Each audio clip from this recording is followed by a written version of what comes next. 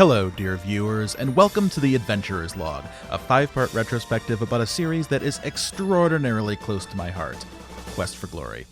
My name is Rick, and I am joined today by my dear friend David, who I knew as Mewd back when he knew me as Reno, and we are very excited to dig into the first game in this series, So You Want to Be a Hero.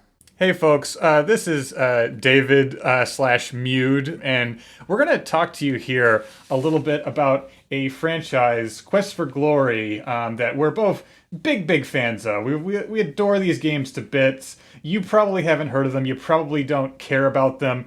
We're probably not going to change your mind, but our passion is going to force you to at least occupy your time here with us about it. So get ready for that. We are longtime Quest for Glory and Sierra fans, and we thought that it'd be a lot of fun just to kind of sit down and discuss what we love about the games and kind of look back at them and, extol their virtues. It's going to be a lot of reminiscing and a lot of maybe some hindsight because, our friendship is largely based on these games. We met on the official Quest for Glory forums back when the Sierra Online had forums. And it's just something very, very deeply personal to us. It's something that for most of my life, I've been trying to talk people into appreciating these games. I have never really had much success persuading people to go back and play these kludgy games. But I'm gonna keep trying here, and this is gonna be my dying effort to do so. Well, luckily for everybody watching this, you can get these games very easily now, unlike when we first started playing them, and it was impossible to track down a copy. They're all available on Good Old Games and Steam, and I believe that the two collections have feature parity. I think that both the EGA and VGA versions are included in both, so if you're interested in what you see and hear us talking about here, we highly encourage you to go out and try it for yourself. As you will see from what we'll be discussing here, these are very charming games, just loaded with fun wordplay and fun gameplay, and the settings are just filled to the brim with charm. So whether you decide to play them or not, we hope that you enjoy this conversation, and if it strikes an interest in playing any other adventure games, then we've done our part for society.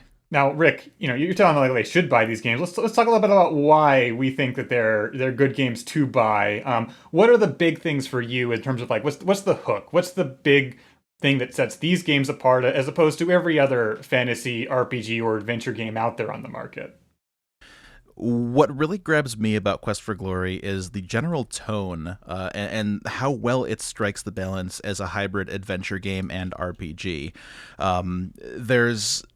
There's not a lot of the typical minutiae of a computer RPG here. There's some, but there's also not a lot of the weirdness of typical adventure games. It kind of takes the best of both worlds and mashes them together with a very enchanting setting, great humor, very memorable characters. To me, this feels like the quintessential Sierra adventure game. It's not too unfair, and there's lots of things to like about it, and it's also a very replayable series.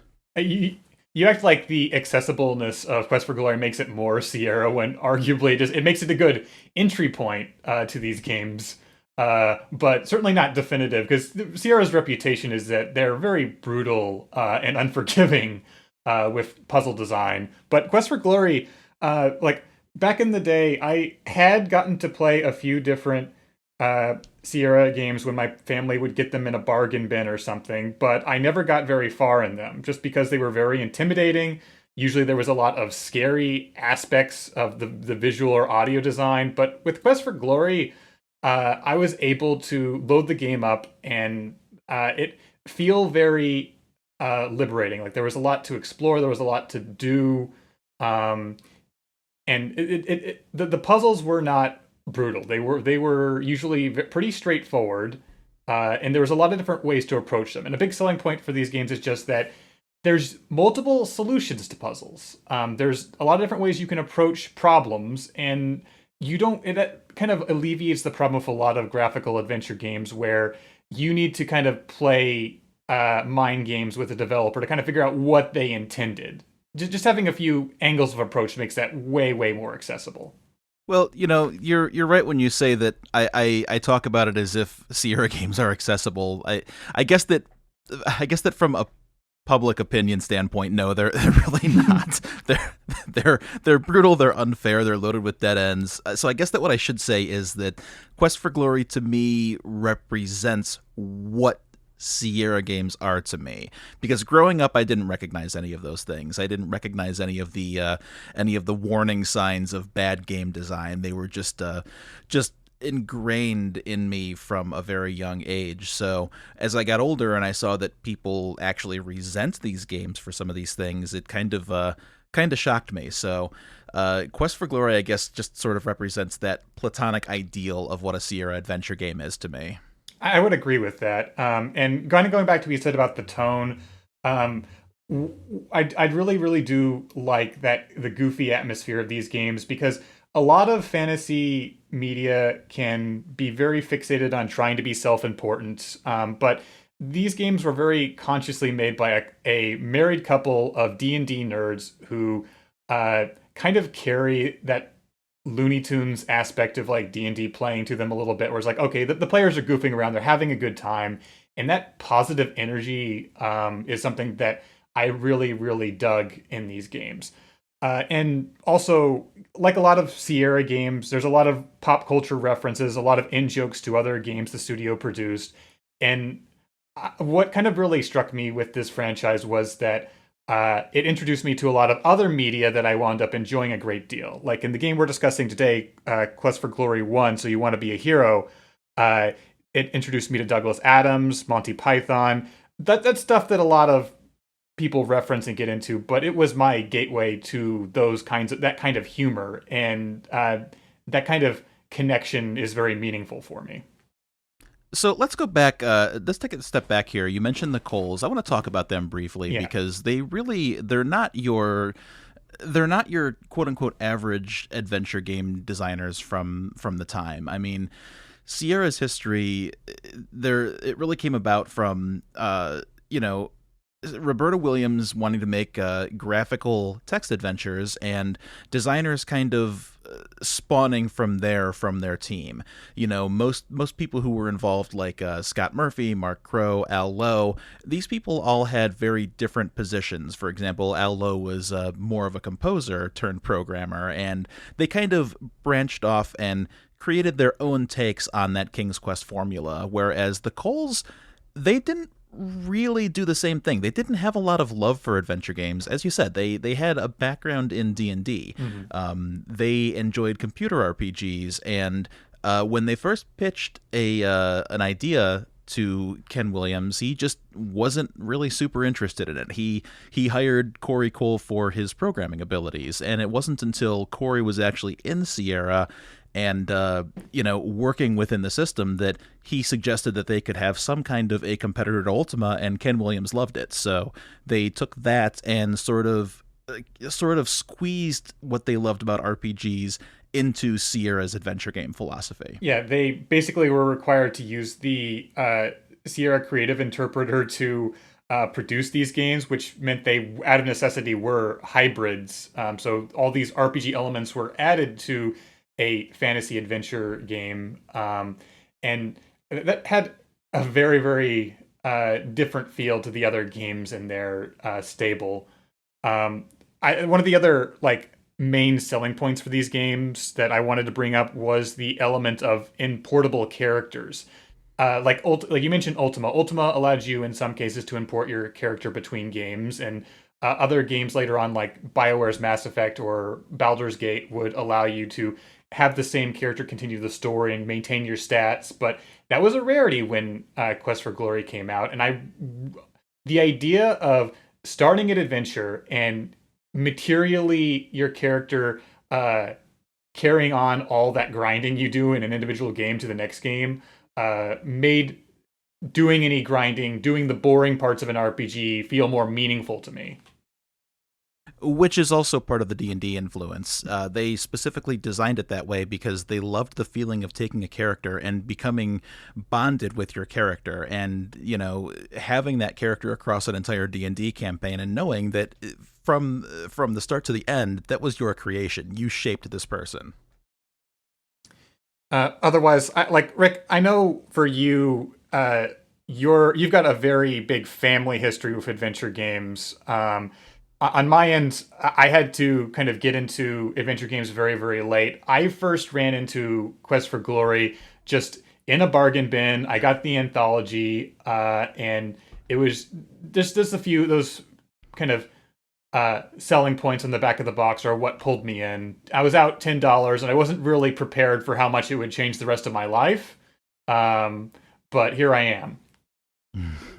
And it's funny to think that a series of adventure games could change your life. It sounds hyperbolic, but that's exactly the situation that I find myself in today. I've mentioned in other videos in Saving Often that I have, as David said, a very deep personal history with it. My father was really into Sierra games. He and my brother bought Space Quest 1 with their first Tandy back in the mid 80s. So I definitely grew up around these games, but my father didn't like action-based games very much. He didn't care for things that he had to have reflexes. He wanted to be able to think.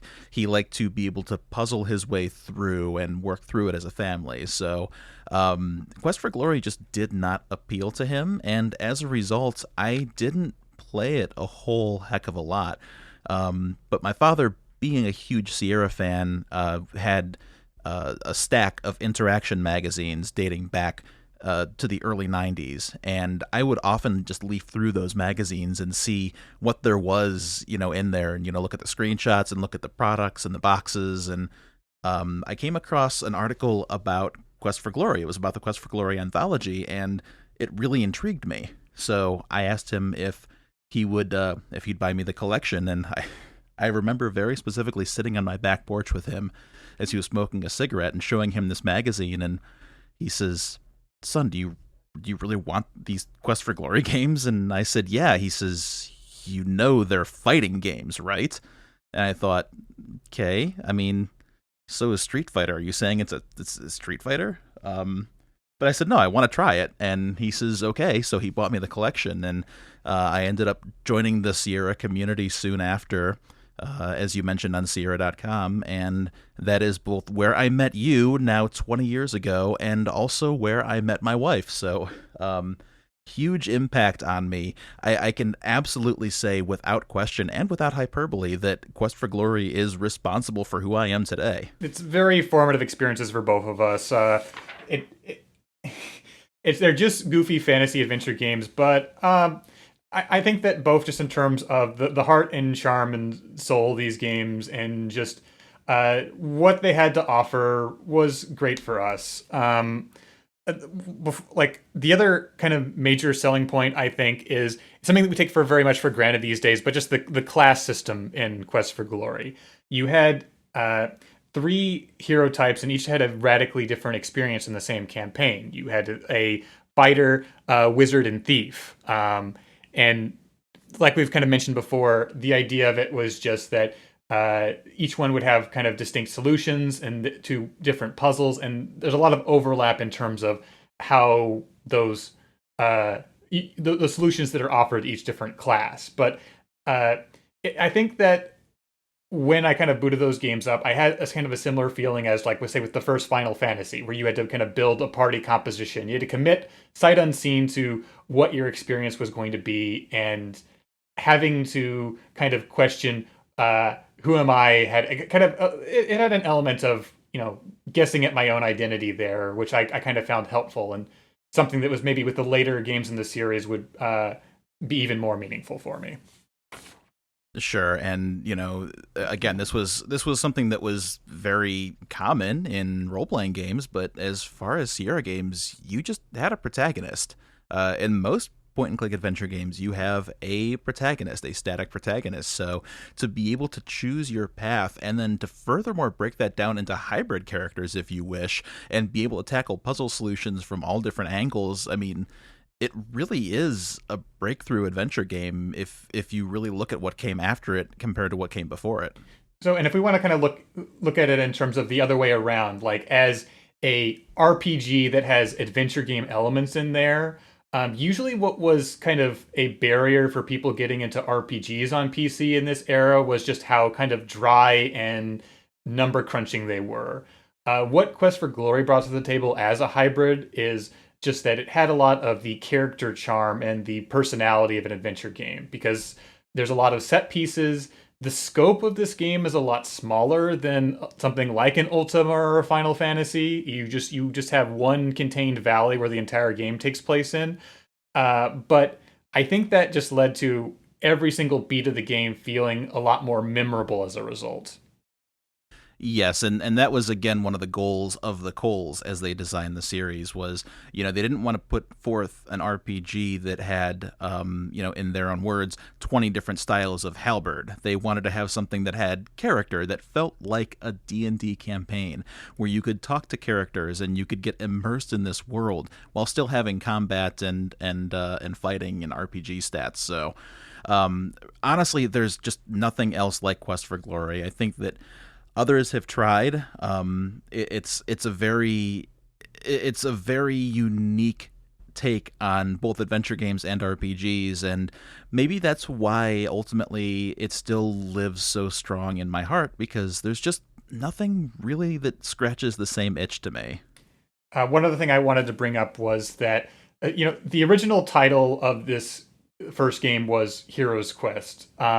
And that's the title change is kind of on the level of obvious trivia for adventure gamers, like Super Mario Brothers 2 is actually Doki Doki Panic. Like yeah, very common knowledge. But what I kind of find interesting about the original title is how it kind of juxtaposes against the other fantasy adventure games Sierra put out, their tentpole King's Quest series. Because I feel like that.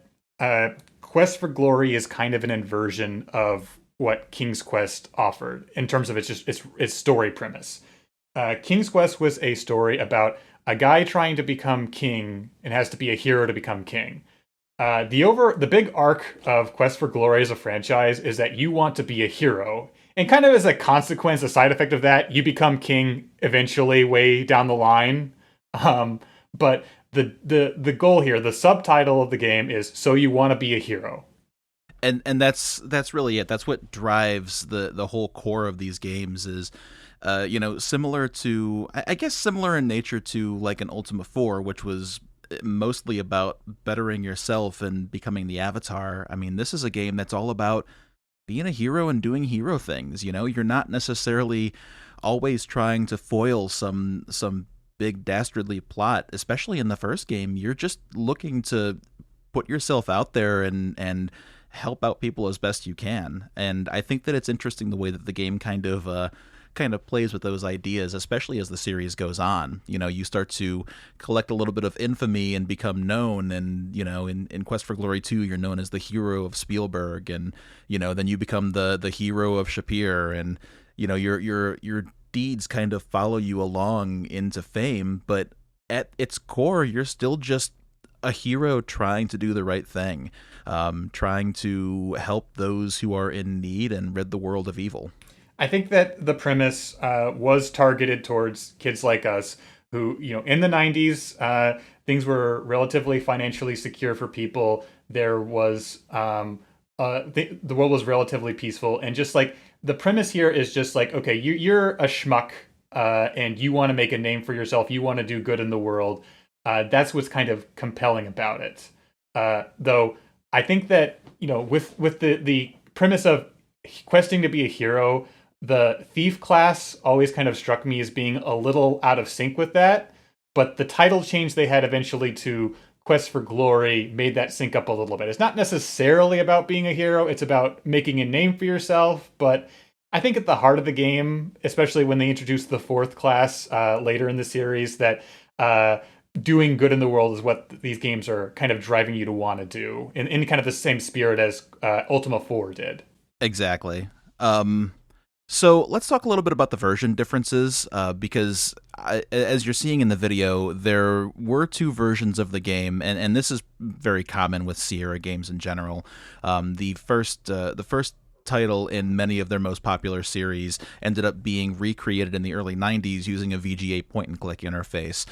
They were trying to kind of familiarize people with the origins of their tentpole series, and also trying to just bring them into the quote-unquote modern age. So there's an EGA version, which is the 16 color version that I played and will be playing throughout this series as a wizard, and there is the VGA version, which David played, which he is playing as the thief. So they're mostly the same. There's a lot of feature parity between them, but there's still some subtle differences throughout. Apart from the obvious visual difference, I think the big sticking point between them is that the VGA version switched from the text-based parser interface to an icon interface.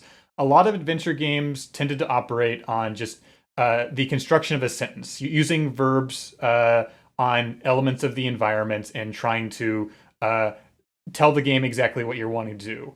In the EGA version, you would type out, take object, you take it, or ask an NPC about something specific. One thing I really liked about the EGA version, and that I think is the big weak point of the VGA version, is that with a parser interface, you can kind of actually play detective a lot better. You can like listen to a character talk, you can see them mention a keyword, and you can ask them about that keyword, which I really really like about this and the second game. But in the VGA version, if you talk to an NPC, it gives you a big drop down list of all the things you can talk about, and it kind of feels a little bit more like an obligation in that case, because you just see everything you can talk about and like, well, I guess I better talk about all these things. It's the same content, but it's framed differently, and it results in a very different experience. If you've heard or played the more modern game Her Story, the entire kind of compelling aspect of that game is the whole listening to people talk, picking up on keywords, and using that information to investigate further. And I think that can be very compelling on its own. And I agree wholeheartedly. That's why I prefer the EGA version of Quest for Glory 1, although I do think that it's worth noting that by its very nature, that branching conversation dialogue system, that's not very typical or common of a Sierra game. That's more of a page out of a LucasArts book. Most Sierra games didn't really have a lot of different dialogue. You could click your talk icon on somebody, and you could do it multiple times.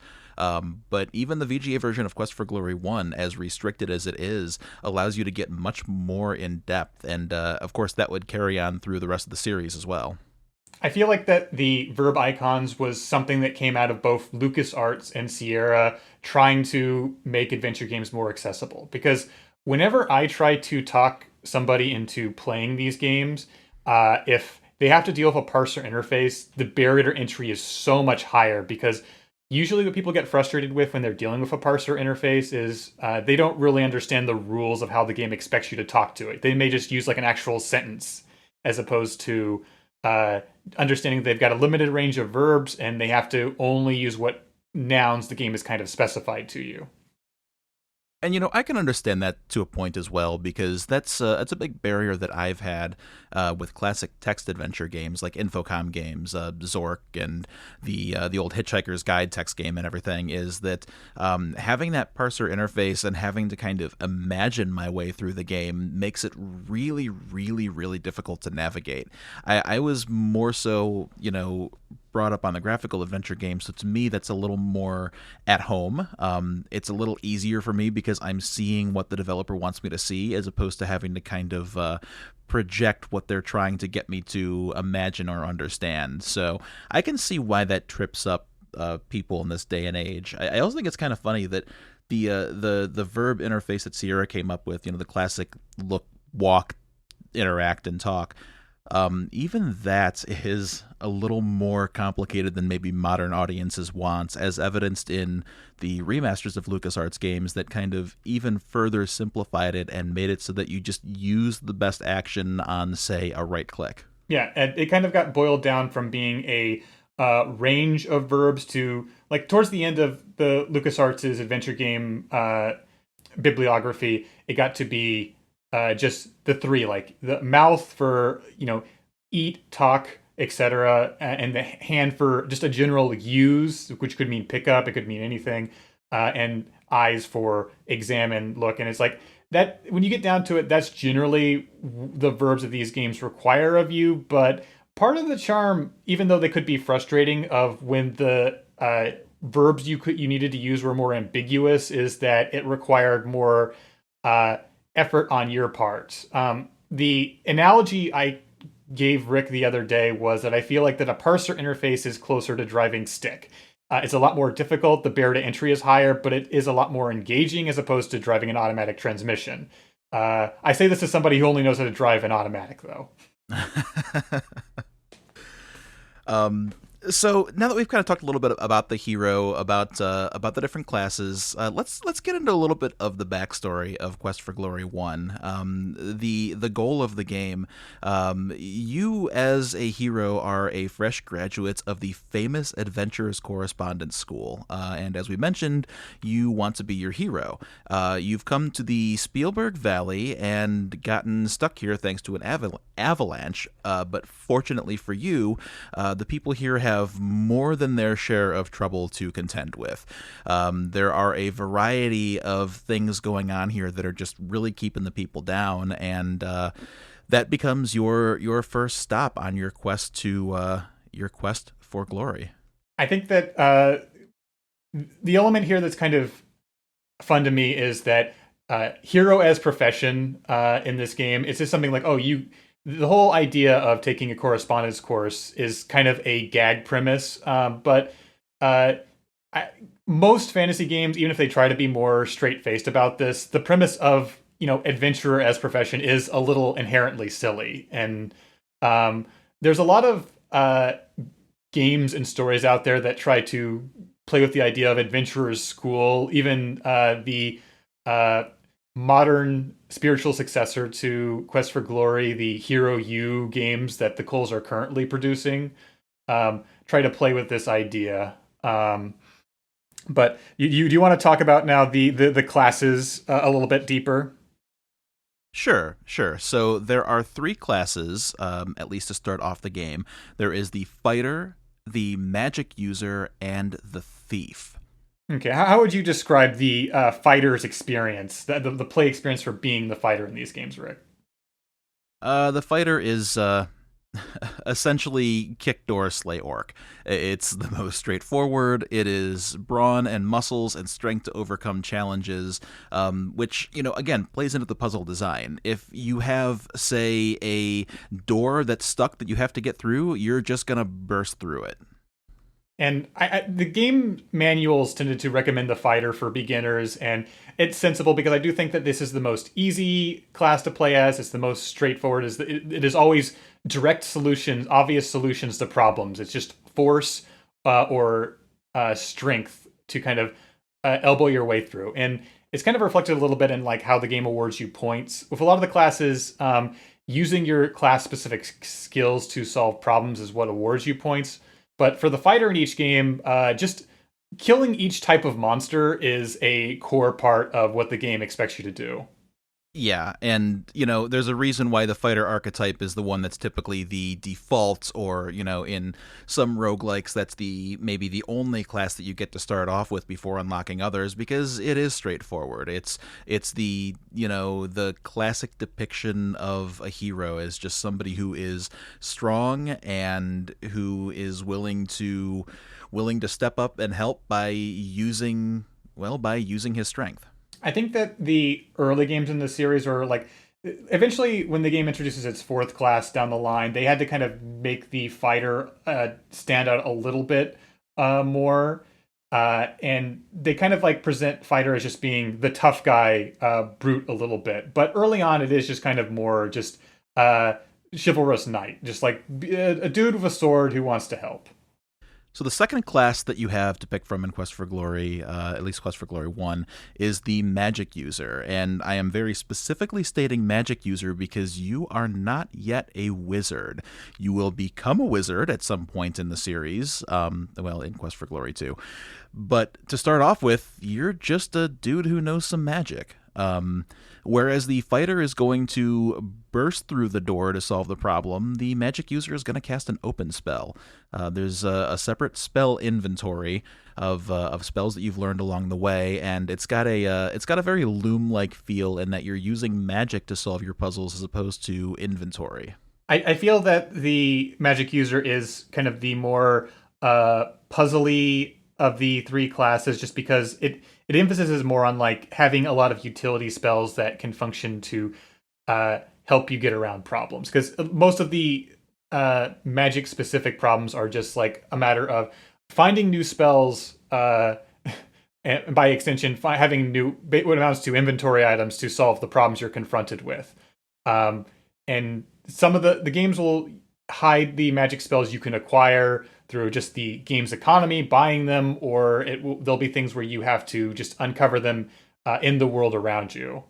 The final class is the Thief, which obviously uses thievery and sneaking and sleight of hand and dexterity to get around his problems. Why don't you tell us a little bit about how the Thief plays? So the Thief plays like you have a few extra verbs in as a thief. Notably, you have the sneak. If anybody who does not have a sneaking skill, the game will inform you that you're about as stealthy as the average goon. You are able that line still sticks with me to this day. Anytime that I try to do something quietly, like if my wife is sleeping and I knock over a glass, the first thing that I think in my head is, yeah, I'm about as stealthy as the average goon. You also have the ability to pick locks, and the game will put a higher emphasis on throwing ability, although the other classes also have access to throwing. But the game expects you to spend a little bit more energy into throwing rocks or daggers at your opponents to kind of soften them up before battle. Like I mentioned earlier, the thief is a little awkward in terms of like if you're trying to be a hero, but the first game gives you a few special set pieces for thieving, including breaking into a little old lady's house and breaking into the sheriff's house in the community, which feels a little bit opposed to the spirit of the games, but and especially because like in the economy of these games is relatively forgiving, so I don't feel like you ever necessarily need the money that badly, but they do allow you to utilize these skills to kind of make yourself a big dog on campus. I think one thing that really stands out to me about the Thief, especially in Quest for Glory 1, it would become a bit of a bit more of a thing later on in the series, but every class kind of has their own, like, I don't know, special areas or things that they can do. Like in Quest for Glory 2, you can do the wizard's, what is it, the wizard's initiation? Yeah, the initiation for the Wizard Institute of Techno Sorcery. That's right. And there might be a Fighters Guild, but right from the beginning in Quest for Glory 1, there is a Thieves Guild, and this is something that you can literally only see if you're a thief. The Thief class generally gets access to the most special areas, and if you're going to do a hybrid class, it's been usually recommended to pick Thief and then add magic ability to the Thief. That gives you access to every single skill on the table. The later games would be a bit more restrictive in terms of like how the story plays out, having a more emphasis on what your main class is, so to speak. But with the Thief, you have a few special abilities. Like they have the Thief sign, which is something where you make a really silly gesture to NPCs, and if they happen to also be a thief, they will recognize you as one and maybe give you extra information or access to areas or tools, depending. So one thing that makes Quest for Glory stand out again compared to other adventure games, and I know that I keep on kind of going back to this, but just the RPG system in general brings in stats that you can determine when you create your character. Certain stat categories are only available to certain classes unless you spend an excess of points to give yourself access to that. For example, a character who has a 0 in throwing will never get better at throwing ever unless you spend, what is it? I think you spend 15 points to get 5. It's a sizable investment, especially if you like. If you're starting out as a thief or a magic user in the game, picking up a new skill can make you very, very weak for the early hours of the game. But the way that all of these classes work, regardless of fighter, magic user, or thief, is that you improve these skills by simply doing them. The more that you try to climb, the more that you try to throw, the more you cast a spell, the more you dodge, the more you attack, will raise up these skill points little by little. So, from the beginning of the game to the end, everything you're doing is progressing you and building you, building your stats and making you a stronger character. And this is in, comparison to modern games. Like, obviously, Bethesda's Elder Scrolls or Fallout do this a lot more pointedly these days. Like, those are the kind of the go-to games for a stat building by doing system. But this came out a lot earlier, and I think that the only thing that comes to mind as a direct comparison is, like, say, Final Fantasy II, which illustrates how trying to do a stat building system by doing can be very, very dangerous. But I think a big reason why Quest for Glory pulls it off is there isn't any kind of level scaling. It's just that, if you put the time in to get good at abilities, you just get good at them and you can progress in the game, as opposed to, say, every monster in the world leveling alongside you, and maybe if you decided to focus on acrobatics, you're not completely toast for the rest of the game. Yes. And ideally, this all works out really well. The theory behind it is solid. Unfortunately, when you actually play the games, there tends to be a bit of just repetitive grinding when you feel that you want to get the stats leveled up. I don't think that grinding is super important. I don't think that there's anything that you really can't do without grinding. There are certain challenges that you can only overcome whenever your stats are high enough, but for the most part, it's pretty lenient and pretty accessible. It's just that I found myself a lot. I have found myself, and I found myself again a lot while playing through Quest for Glory 1, just kind of repeating the same thing over and over and over and over again as fast as I could, because it was going to raise my stats. Not so much that I was necessarily fighting a lot of things to get better. I was just issuing the same commands over and over to a group of goblins to raise up a number. So it's a little immersion breaking in that regard, but to that end, I mean, what RPG isn't? I think that, like, if you compare this to other RPGs, or like, it's very, very normal. This is very typical. Part of the experience is just doing a lot of repetitive things to build yourself up. But from an adventure game standpoint, this is far more glaring, because with an adventure game, it's just, you are confronted with puzzles and you solve them and you move on. And when you know how to do an adventure game front to back, it is just one smooth motion, basically. But with Quest for Glory, if you are replaying them and you already know all the solutions to everything, then there is a bit more of a just sitting down and just doing this same boring action repeatedly.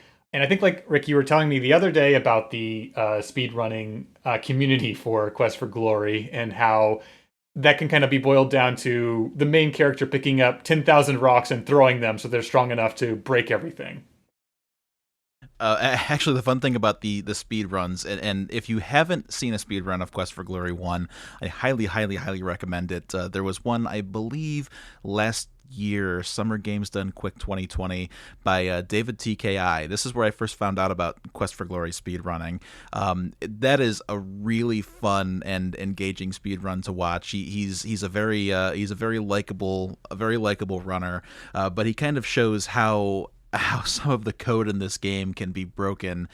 For example, picking up so many rocks that I think you overflow the limit to a variable. You go higher than 255, which is more than DOS knows what to do with. So it just wraps around to negative 255 in your weight, and weight carried is actually tied to your defense stat. So by having a bottom, like a rock bottom weight carried, your defense skyrockets and you can basically just not get hit by anything that you're fighting. So yeah, check that out if you haven't seen it. Very, very fun. Another element of kind of the stats in this game is that there is a stamina system, and usually that also introduces an element of waiting to the game because if you're going to go around, killing goblins or other monsters to level grind effectively, your character gets tired. You have to rest, and there's a time progression system. Uh, a day-night cycle, and in a lot of these games, different events will happen in different days. The later games will have more of a calendar-based system where specific events happen on days, which can add complications. But in this first game, I think the only kind of day-based event is finding a note by some NPCs in the bar, and that leading to being able to eavesdrop on a conversation. Later games also made it a little bit easier to manage your time around the time of day. I think that Quest for Glory 2 actually gives you a menu. Am I Yeah, not mistaken? it lets you basically you can sleep for an hour, you can sleep until morning or night. It's very handy to progress to whatever point you're wanting in that current situation, and is very glaring when that game removes that ability from you at the end. Yeah, but I mean, it's still something that would have been very welcome in Quest for Glory 1. I don't specifically remember if the VGA version has something similar, but I found myself doing a lot of things just trying to pass the time so that I could go to sleep and either, restore my stats or so that I could do something that I could only do at night. So, one of the early limitations, but to their credit, they learned from that and improved it in later games. See, and I think that if you're talking about like just the metagame for Quest for Glory, usually uh, what was most important in terms of like winning at these games was just having that good combat abilities. Like if you have high strength, high weapon usage, high vitality, high health, you're able to bulldoze a lot of situations. Um, I know that with your playthrough here, Rick, you were trying to grind the spells up so they could be more effective. And to my memory, that doesn't have much effect on the actual play experience. But I also haven't played a Magic user in a while, so I forget. Mostly just knowing that I was going to be moving my character over to Quest for Glory 2, I didn't want to find myself in a situation where I was going to be struggling to raise these spells up in the early game. I wanted to make sure to give myself a good basis for later. Now, every Quest for Glory game raises the stat ceiling slightly. I think in Quest for Glory 2 it'll go up to 200, whereas in Quest for Glory 1 the stat ceiling is 100. And I think that it raises by 100 with each game. So while you can certainly max out your stats and you can get everything up to 100, that's not going to make you overpowered in the next game. Quite the contrary, that's just going to give you a head start. And you're still going to have to use those skills and improve yourself all the way up through Quest for Glory 5 to get your stats up to 500. Mm-hmm. So I think that more or less covers a lot of the mechanics we had to talk about. We can maybe get into a bit of the more specifics about the world and setting. Absolutely. So the setting is notable because right from the beginning, the Coles wanted this to be a 4-game series. It ended up being a 5-game series because they needed to throw another chapter in there just to kind of smooth out the curve. But they knew from the very beginning that they wanted to tell this story. They wanted to start in Spielberg, and presumably they wanted to end in Silmaria. So they knew in advance what they were going to do with each of these different games and what they were going to draw their fiction from, and that really shows because the setting and world in Quest for Glory is among the most cohesive that I can think of in games. One of the things that I always appreciated about Quest for Glory is the use of folklore elements. Laurie Cole, who is kind of the primary designer of the pair, had a lot of experience studying just like Slavic folklore. I believe she spent a study abroad period in Germany, which kind of informed a lot of the experience in this first game. And Also, part of the reason that she was able to got to be a star designer was just her taking animation classes in college, which kind of gave her the broad skill set necessary, whereas her husband Corey Cole was more on the programmer side. And I think that he's also very responsible for the goofy tone and the goofy puns and jokes that kind of fill the games. I think that listened to an interview done by Space Ventures podcast last week, and they mentioned in that Corey had a very minimal role in Quest for Glory 3, which probably plays a bit of a part into why that's kind of my least favorite game in the series. Yeah, same. The writing is really the other thing that makes these games stand out so well, because it is so just playful and cheerful. It gets serious, it can get dark, but it never loses that sense of exploration and that sense of humor and all of its charm. It just the wordplay is present throughout. It's actually funny wordplay, which helps. And there's not a very demeaning or mean spirited tone to it. One thing that I both love and kind of don't like about Space Quest, for example, is the fact that while it's very funny, it's also very cutting and sarcastic, and kind of makes your protagonist out to just be basically a brainless oaf. Whereas Quest for Glory doesn't have any of that. It treats you and the character with respect, and when you die or when things go awry, it usually has some kind of a playful pun to throw your way to describe what just happened to you, and to kind of keep you in the mindset that, hey, I'll just restore my save game and we'll just go back to it.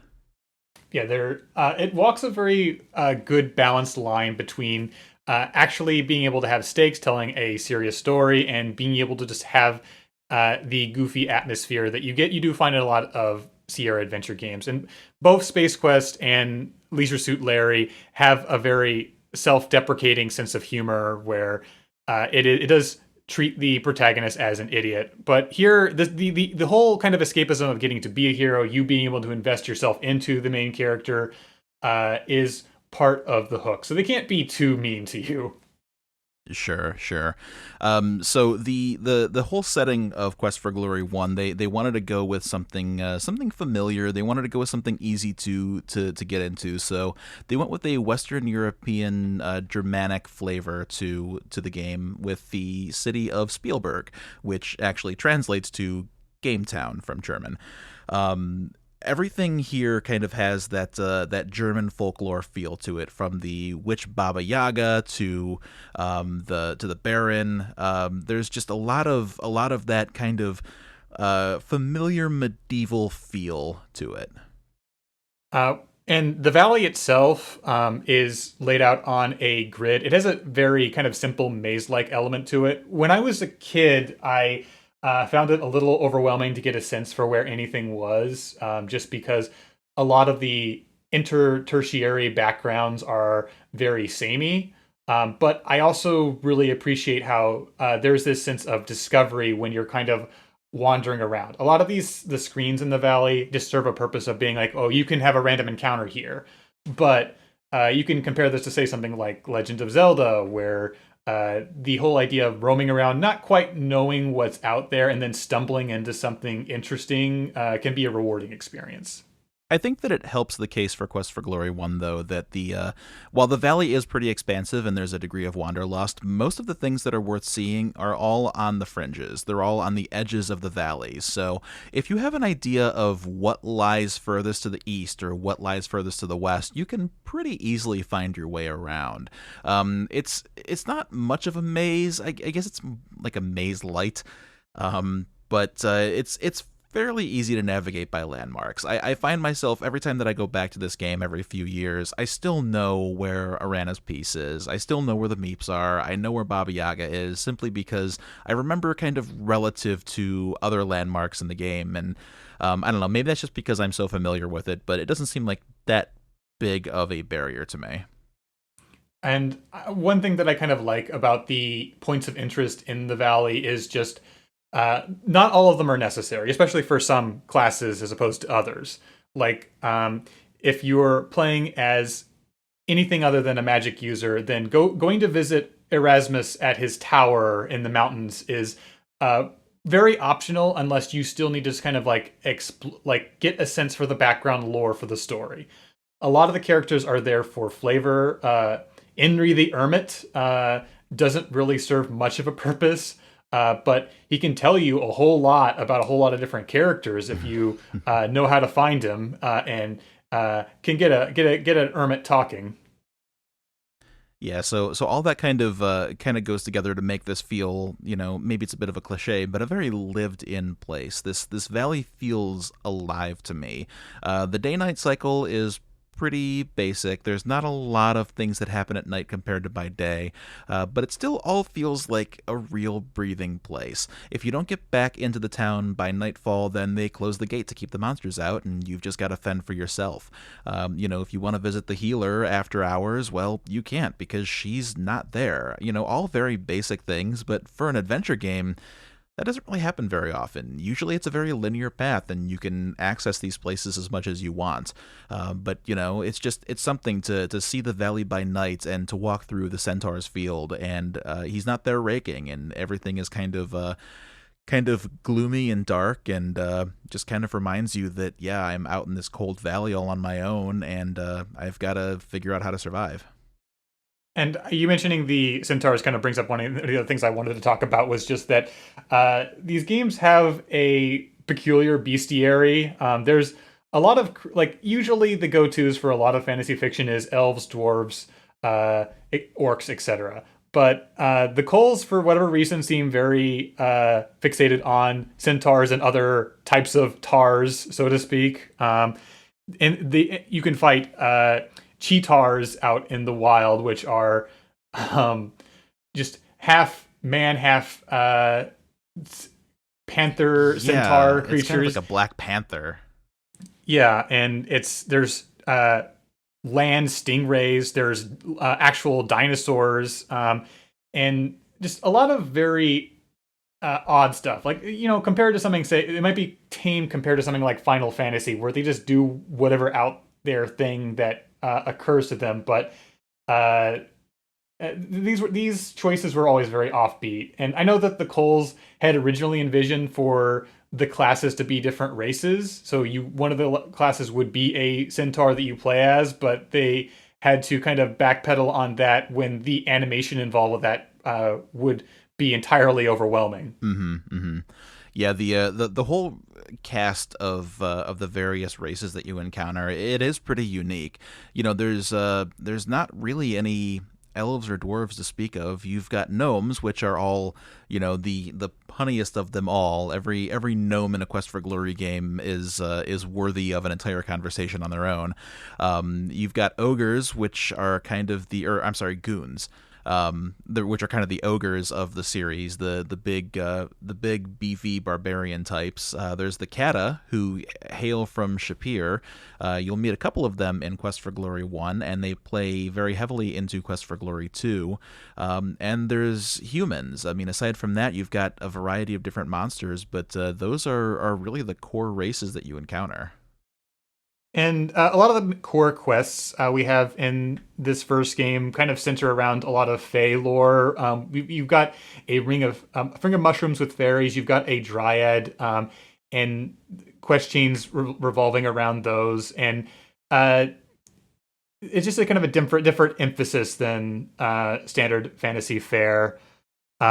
With the Kata, I was always very big on them as a kid, and I think that there's a certain amount of unfortunate Orientalism attached to them looking back, that I think that Sierra as a company in general, or just the 90s in general, were very guilty of in general. But I think that the Coles, in terms of whenever they were trying to depict other cultures and races, they did try to be very respectful, in a kind of in the same sense as I think that some Star Trek elements can age very poorly, but there's still a core underpinning of it that it wants to be multinational. It wants to be kind of globalist and appreciating that all cultures are valuable. Right. Yeah, not to hand wave it or anything, but it doesn't feel like the Katas. They don't necessarily feel maybe outwardly offensive or like caricatures of Arabic culture, or the whole Arabian Nights storytelling style. It's just more so that it's an unfortunate pitfall that a lot of people kind of fell into writing stories along the way. But they really wanted to kind of dig into that style of storytelling, that Arabian Nights style for the second game, which we'll get into whenever we discuss that. But I think that on the whole, they did a pretty good job at just making things as innocent as they could. They didn't fall into a lot of the same mistakes that other Sierra games made at the time. I'm looking at you, Leisure Suit Larry, and Police Quest. We recently have been re-experiencing the King's Quest games with our friend Suha, and she got to kind of highlight for us, because she has an Arabic background, how for her, say like in King's Quest 5 or 6, they will use a lot of Arabic elements, and not in generally a very sensitive way. I don't know what she would think necessarily of Quest for Glory, but I hopefully, like, given how much she loves these games as much as we do, I think that there's an understanding that there's well-meaning, but I think that in the 90s, a lot of game developers or writers were not thinking about researching as deeply as they could. And I think that the Coles usually were better about it, about trying to understand a culture a little bit better than their peers at Sierra were. Yeah, again, it's nothing that's outwardly mean or mean spirited. It's more so like, for example, Shima, who is the mate of Shamin, the two katas that live in the village of Spielberg. Shima is a belly dancer, and it's like, okay, it's an Arabic character, so she has to be a belly dancer. It's more so lazy than anything else. Right. It's gonna be like very superficial elements, the stuff that Western audiences would already be familiar with, and not really very deeply reflected. And that stuff kind of stands out more in the sequel, since that's going to be themed around the whole Arabic setting. But we also didn't get that many games in that kind of setting in general, to my knowledge, at least not until say Disney's Aladdin kind of really saturated the idea a little bit more during that era. Right. Yeah. The last thing that I'd like to say about the katas is just kind of circling back into what I mentioned earlier about how the games have that cohesive narrative throughout. They tell you all about the desert land of Shapir. Their friend Abdullah Du, who you'll find in the inn at night, he's a merchant from Shapir, and he's been blocked in here in the valley, and the brigands have stolen everything that he had. So he's just kind of living off of the generosity of his friends while he can. But they tell you all about Shapir, and they give you a little bit of background about some of the issues that they're having down there. And at the end of the game, they actually take you to Shapir with them. You, again, unfortunately, fly away on a magic carpet. So there's the lazy Western versions of an Arabic trope again, but you are needed there, so you sail away, and one of the last things that you see, even in the EGA version, is an ad for Quest for Glory 2, Trial by Fire. So they knew exactly where they were going, and that really helps them build a world that makes sense. That plan structure is something that I do really appreciate about these games, because with all the other Sierra tentpole franchises, there was this element of, we're just going to keep the plate spinning as long as we can. And every other franchise basically ended on a cliffhanger with no resolution, whereas Quest for Glory actually does have a satisfying wrap-up in its fifth game. The fifth game has its own set of problems and fumbles, but having closure for an ongoing series is something we don't always get. Yeah, especially not when it comes to our favorite 90s franchises that unfortunately fell by the wayside. Sierra unfortunately had to cut a lot of that when the company, I believe they went bankrupt and then were sold, and most of these games just sort of faded off into our memories.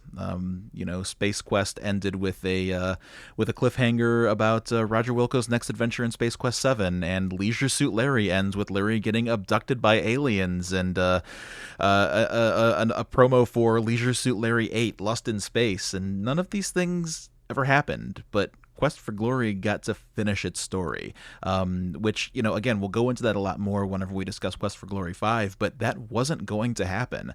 It wasn't until the fans really raised their voices and demanded to see an end to the series that they actually got together and made Quest for Glory 5. So, again, that's a flawed game that maybe doesn't hold up very well today, but I could not be any happier that it exists. Absolutely. Is there any other like specific elements of the world building we want to touch on? I don't know if I want to get really super deep into the characters or let people discover that on their own. But let's see. I think it is interesting, say like with the Meeps you mentioned before, that those kind of went on to be a mascot for the Coles with Transsolar Games, the kind of the company that they founded after Quest for Glory went belly up. With the Coles, out of any of the star developers for Sierra, stayed the most involved with making games, and apart from maybe Jane Jensen with the Gabriel Knight games went on to make a number of games, which never, but both her and the Coles never kind of managed to get the same level of notoriety they did while they were at Sierra with their future games. Yeah, that's another one of the unfortunate facts about the post Sierra world is that none of the star developers and designers, the quote unquote household names when discussing Sierra products, really went on to achieve the same levels of I don't even want to say fame, but just never the same heights in their projects afterwards as far as gaming is concerned, which is a shame because there was so much talent there, and I just feel that. That the late 90s and early aughts were a very painful time for games that were considered obsolete. We saw a lot of genres kind of just drop off over the years that didn't deserve to be forgotten about, but audiences change over time. So one thing that I think plays into a role about like why I say the star developers weren't able to reach the same heights is just that Sierra in its heyday was this company that trailblazed a lot of visual spectacle. They were always kind of pushing technology, and they had this kind of perception of being rock stars of the industry, and that kind of played into kind of the budgets and the production values for what they were trying to do with their games back in the day. And game development has gotten more expensive over time. It's gotten the actual requirements to achieve spectacle has gotten so out of control that it's wildly inaccessible. And I think I do give Jane Jensen and the Coles a lot of credit because they have produced games after kind of losing the platform they had with Sierra, even though they can't achieve that same level of spectacle.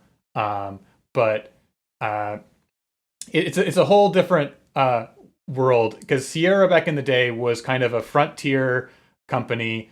They blazed a lot of trails. It was an entirely different world, and because like Ken Williams made his company out of his garage and built it up into a juggernaut before it got eaten by the industry at large. So that's kind of the arc that we're dealing with here.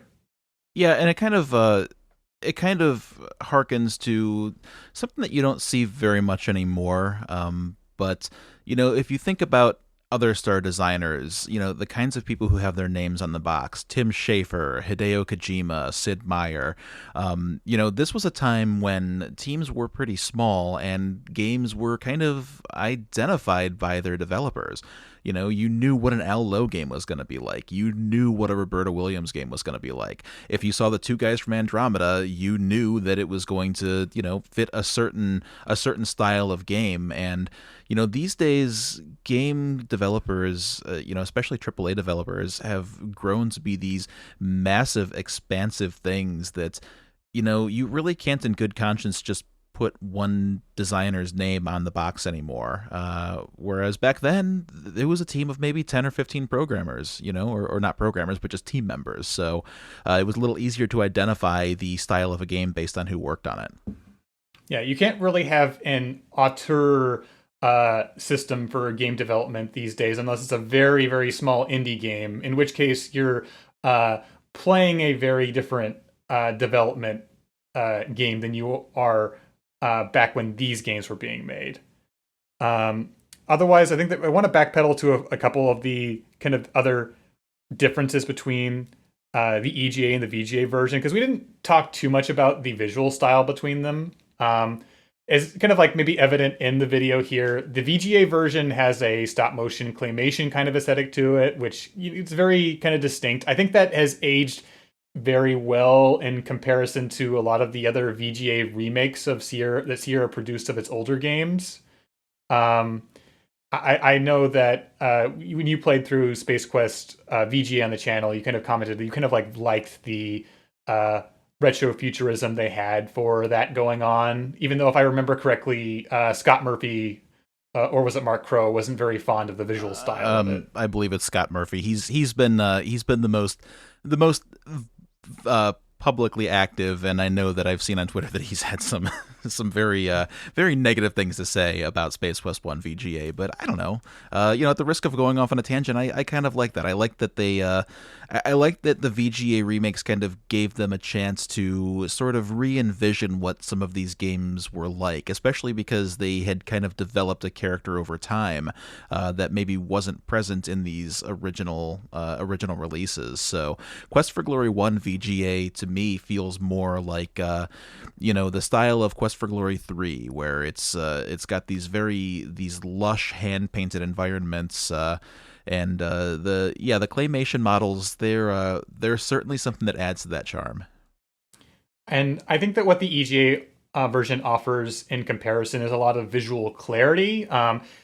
Usually, I think what makes it a hard sell for people going into it is that the backgrounds are very simple, very maybe even a little drab, but everything is laid out very clearly, and I think that kind of helps the game design, because in a lot of adventure games, the game may not tell you very clearly if there is something there to pick up or interact with, whereas I feel like that is communicated pretty distinctly in the EGA version of Quest for Glory.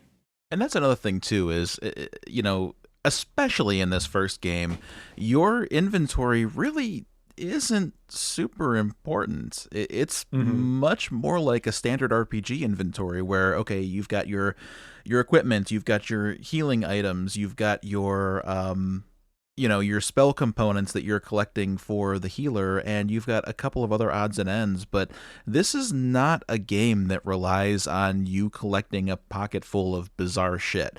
You're not necessarily picking up everything that isn't nailed down in this game. It's much more straightforward, and that's another part of why I think that this is one of the most accessible Sierra games.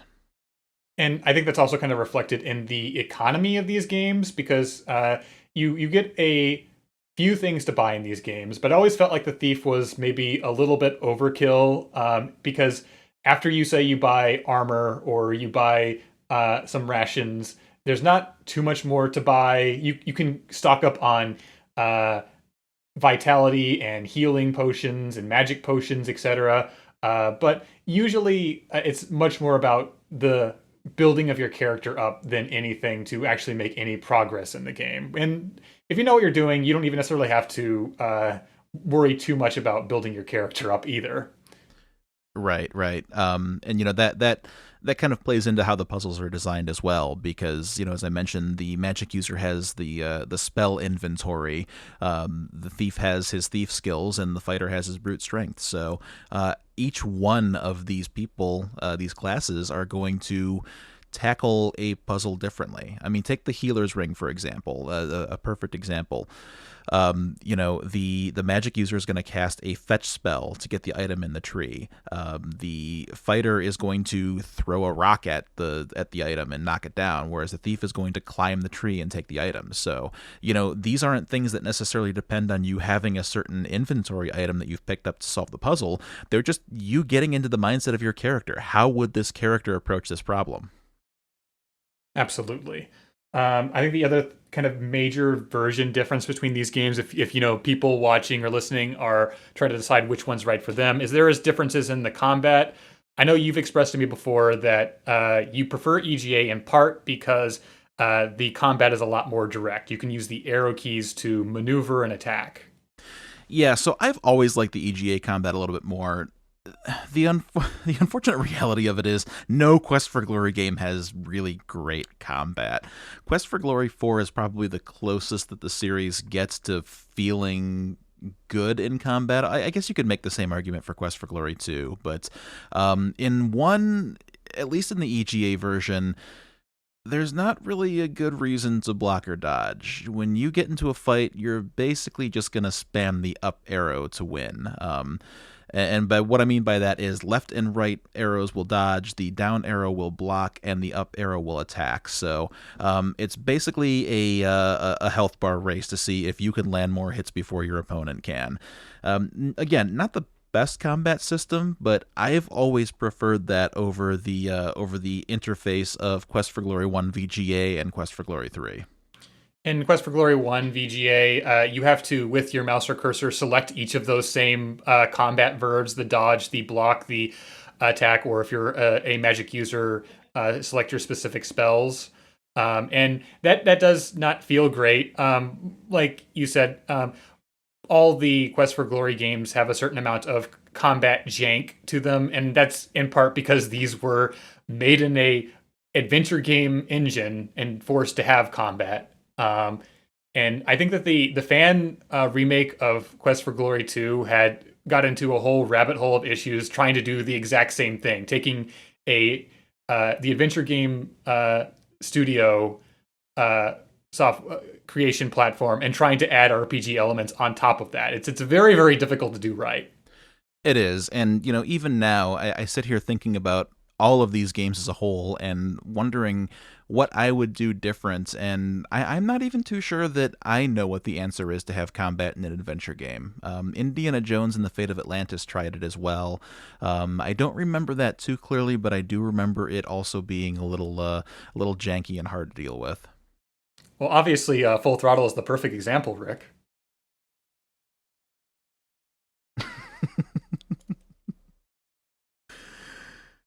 Don't you love motorcycle combat? So I think that covers most of our base points here. I think that, again, like we said at the top, if we have at all sparked your interest here, you can get these games on GOG or Steam, but we have some caveats for how we would choose for you to experience these games, because out of the box, these games don't run optimally on those platforms. Listen, there is a very, very disappointing circumstance that we live in where nobody seems to pre-program these games to run the way that they should, and you are doing yourself a disservice if you don't do some tweaking. Right. If you buy these games, and if you buy the GOG or Steam version, that's great. Those will give you the files you need. You get it completely legally. But you want to run these games in Scum VM, the visual interpreter for old LucasArts games that was kind of retrofitted to also work with Sierra games, because that's going to run the games a little bit better. They're going to be a little less buggy as a consequence. And you also have the option to tweak stuff like, say, the audio.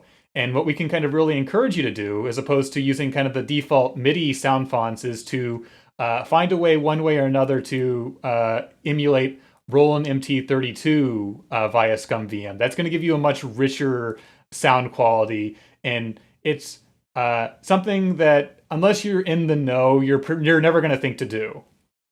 Yeah, I mean, it doesn't occur to a lot of people in this day and age that there were major differences in something like the soundtrack, because when these games were released, there were so many different hardware configurations that were competing with one another. I mean, just take one look at a Sierra game box and you'll see what the compatible devices are on a sticker in the bottom left corner. So you had PC internal speakers, you had General MIDI, there was AdLib, Sound Blaster, and Roland, and the Roland MT32 was the cream of the crop. And growing up, I had no idea that Sierra games could sound as good as they do with an MT32. I was absolutely blown away when I first used an MT32 setting in ScumVM. And I mean, I heard a level of musical detail that I didn't think was even possible at the time these games were released. So you are not only doing yourself a disservice by using the default settings, but you are doing yourself a huge favor by using MT32. It makes basically any Sierra game that supported it sound worlds better than it does out of the box. Absolutely. And the other issue just with a lot of these games is that they, even back when they first came out, a lot of them were buggy because Sierra was very guilty about relying on CPU cycles for a lot of puzzles, and computers got faster, so CPU cycles got faster, so that for a lot of these games rendered stuff unwinnable. And the Steam and GOG releases out of the box mostly won't pose any issues with that, but I think there are some exceptions to that rule. Yeah, and as we'll get into with Quest for Glory 4, that is maybe the worst offender, not just in the Quest for Glory series, but maybe in Sierra's entire catalog, of a game that just relied way too much on a timing style that they didn't realize was going to be a huge mistake in hindsight. So luckily there are a lot of ways to mitigate that now. There are, there's using ScumVM, DOSBox can limit the CPU cycles, and there are also patches that were designed many years ago by a gentleman by the name of New Rising Sun that completely remove all of the timer errors by patching the code directly from the game. So we live in a world today where it is very easy to play these games optimally, and it's a hell of a lot easier than it was back when David and I first met, and we were still using things like Turbo and MoSlow to slow the games down. Yeah, and if you want to try and find like New Rising Sun's patches, I believe if you just Google like Sierra installers, there's a whole list of different fixes and patches to try and get your those games working even without, like, say, DOSBox a little bit more effectively. But a little research will give you a better play experience for these games. Maybe not by much, but enough for old fuddy-duddies like us who care a little too much, a little too emotionally invested in this. It's very painful for us if we just watch a Let's Play and somebody's just playing it vanilla out of the box from the Steam release, and they just don't understand. They don't know what they're missing, and they don't care. Yes, and even worse, whenever they actively complain about the poor audio quality, and you just want to climb into their computer and fix it for them. SierraHelp.com is the resource that you're looking for. SierraHelp.com has tons and tons and tons of technical stuff to help you out with your Sierra game installation. So definitely check that out. Put in a little bit of extra effort. Playing these games the way they were intended is absolutely worth it, and I think that anybody who goes back and plays, say Quest for Glory 1 EGA with an eye for an adventure game in 1989 will see that it's really an incredible game, really ahead of its time. The whole series is ahead of its time, and I maintain that this series from start to finish is still very playable and very enjoyable today. I urge anybody with an interest in adventure games or RPGs or even just old computer games, computer gaming history, to go back and play these games, because my God, they've shaped so much of my life, and I'd love to get the word out about them. Absolutely. So I think that's going to be a wrap for us for this session, but we're going to come back and talk about Quest for Glory 2 and all the changes and advances the game makes in that regard. We're planning to try and cover the whole series here. So look forward to that. If you want to check any of my stuff out, my portfolio website is at mewd.net. You can catch me on Twitter at mewd462. I'm a writer, and I get into a lot of shenanigans. And of course, you should be familiar with Rick. I hope you're familiar with Rick. You're right here on his channel. Yes, keep an eye out. I try to release a saving often every week, but I want to do more content like this as well as I go on for my Such Minutiae channel. I love diving into these old games. I love sharing my love for these games with others, and as mentioned, David and I have a very long history of these things, and I think we both share the same fervor for these games. So look forward to more of that, and thank you very much for joining us. We appreciate it. As always, like and subscribe if you want. You'll see more of this content as it comes out, and also please offer your feedback. We'd love to hear what you think about it, and especially if this inspired you to go out and play Quest for Glory for yourself. We'd love to hear from you. So thank you very much. Remember to save early and save often, and please take care of yourself. And remember, don't drink the dragon's breath. Oh, yeah, don't drink the dragon's breath. All right, thank you. Bye.